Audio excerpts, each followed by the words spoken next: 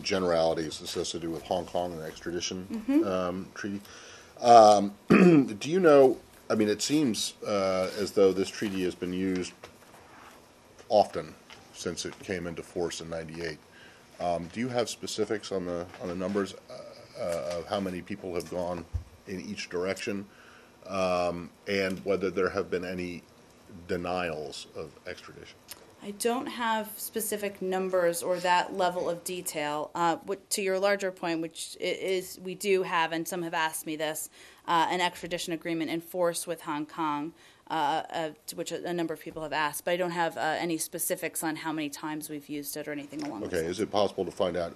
I'm less interested in how many times it's been used than how many times it may have been one side has asked for extradition and that has been denied. I'm sure we can look into what information is available.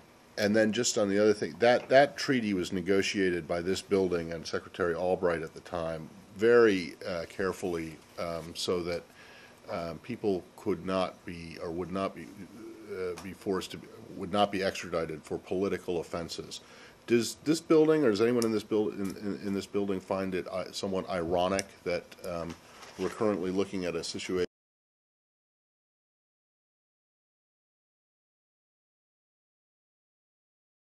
where someone is potentially going to be using this, be using an argument for on political prosecution to avoid being returned to the United States, because when it was negotiated, that was never envisioned. It was always the idea that the U.S. could refuse to return someone to or send someone to Hong Kong for political reasons there. Has this raised any eyebrows in the building? Well, Matt, given that I'm not going to comment on whether we've asked for extradition or will do so in the future, Well, I'm not asking that. I'm not going to speculate on that. I can give you a little history, of course, here.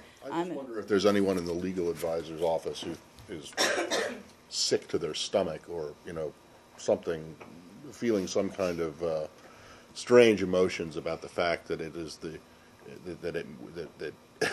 the United States is now in a position, or the administration is now in a position where it could be accused of pursuing politically motivated prosecutions, especially from when it involves a part of the People's Republic of China. Again, not that I'm aware of, Matt, but Okay. I'm not going to speculate on whether we're going to use it or not, just to tell you that we do have an extradition treaty with Hong Kong. You were just about to give us some history, though. That would be Oh, sure. Through the rear view mirror, as it were. Through the rear view mirror. Well, there's no value to that. It was established, the extradition agreement with Hong Kong was signed in 1996 and entered into force in 1998. It is still in force, and we've actively used it over the years. I don't have numbers to Matt's earlier question. It is called the agreement. The U.S. has an extradition agreement with Hong Kong. It is called the agreement between the government of the United States and the government of Hong Kong for the surrender of fugitive offenders. Beyond that, I think that's the extent of my history, but a little for all of you. Can you just give us any sense of how these recent developments involving Mr. Snowden have impacted this department, or created